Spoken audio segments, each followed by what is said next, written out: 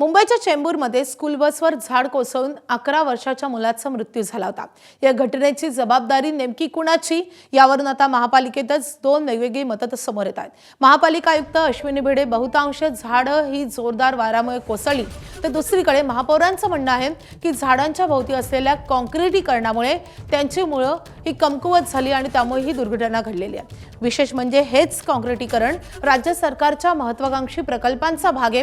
त्यामुळे या प्रकरणामध्ये नेमकं सत्य काय, झाडं वाऱ्यामुळे पडली की काँक्रिटीकरणामुळे, याच प्रश्नावरून आता प्रशासन आणि सत्ताधाऱ्यांमध्येच विसंगती असल्याचं समोर येत आहे। दरम्यान चेंबूर झाडपडीचा अहवाल मनपा प्रशासनाकडे आहे। झाडपडीच्या कारणावरून अजून मतभेद मात्र कायम आहेत। दरम्यान मुंबईत झाड कोसळण्याचं प्रमाण वाढलंय, त्याचं कारण म्हणजे काँक्रिटीकरण असल्याचं पर्यावरणवादी गोपाल झवेरी यांनी म्हटलंय।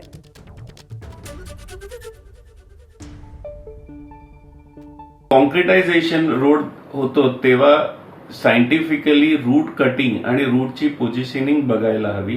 दुसरं पार्ट आहे की ट्रिमिंग करायसाठी पण सेमचे जे की सायंटिफिकली गोष्टी बघायला हवी। आणि थर्ड आहे की मुंबईच्या झाडचं आयडेंटिफिकेशन, सगळं झाड जीपीएस वर पाहिजे, त्याची कंडिशन, त्याची हेल्थ कंडिशन, स्पीसीज आणि ते आहेत ते झाडाच्या मेजर करायला हवं। This are the scientific options to save the trees also and save the accidents also. दरम्यान सिमेंट काँक्रिटीकरणामुळे मुंबईत झाडपडीच्या घटना घडत असल्याचं वनशक्ती संस्थेचे संचालक डी स्टॅलिन यांनी म्हटलंय। सर, तुम्ही 2015 ला एक रिपोर्ट तयार केला होता ज्यामध्ये महापालिका प्रशासनाला सांगितलं होतं की झाडं का पडतात, का मृत होतात, का वीक होतात, नेमकी कारणं काय आहेत आणि या सगळ्यामध्ये दोष कोणाचा? आधी तर मला सांगा की कारणं काय आहेत की एवढी झाडं पडतात?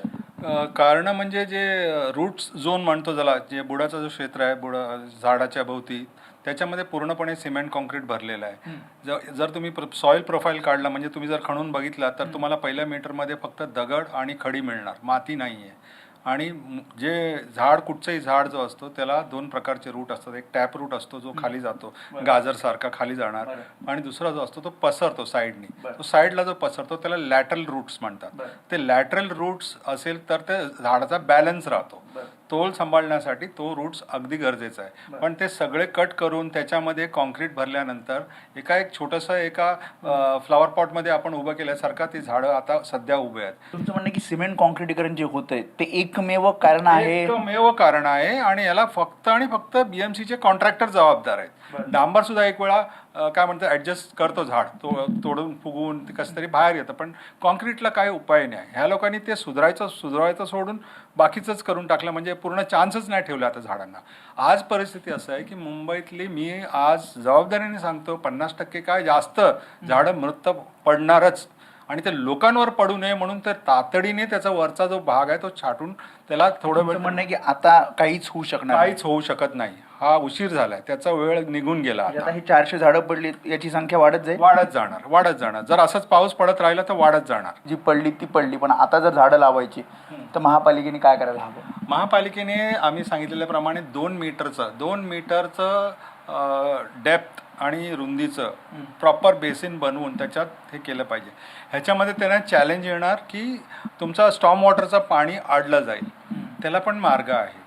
त्या क्षेत्रामध्ये त्याला सर्कल करून पाणी दोन्ही बाजूने स्प्लिट होऊन पुढे जाणार, त्याची व्यवस्था करावी आणि पोरस कॉन्क्रीट वापरावं लेव्हलिंगसाठी, त्यांना करता येतं। पण हे सगळी गोष्टी तुम्ही चर्चा करा, कोणाशी तरी इन्व्हॉल्व्ह करा ना, एक्सपर्ट नाही, यांच्याकडे आर्बरिस्ट पण नाही आहे। ज्या प्रकारे प्लॅनिंग किंवा तज्ज्ञांचं मत घेणं आवश्यक आहे ते तातडीनं घेणं आवश्यक आहे, आणि या सगळ्याची प्लॅनिंग या पावसाळ्यात, हा पावसाळा संपेपर्यंत करणं गरजेचं आहे। कॅमेरामॅन विनय राजभरसह मी वेदांत नेप, एबीपी माझा, मुंबई।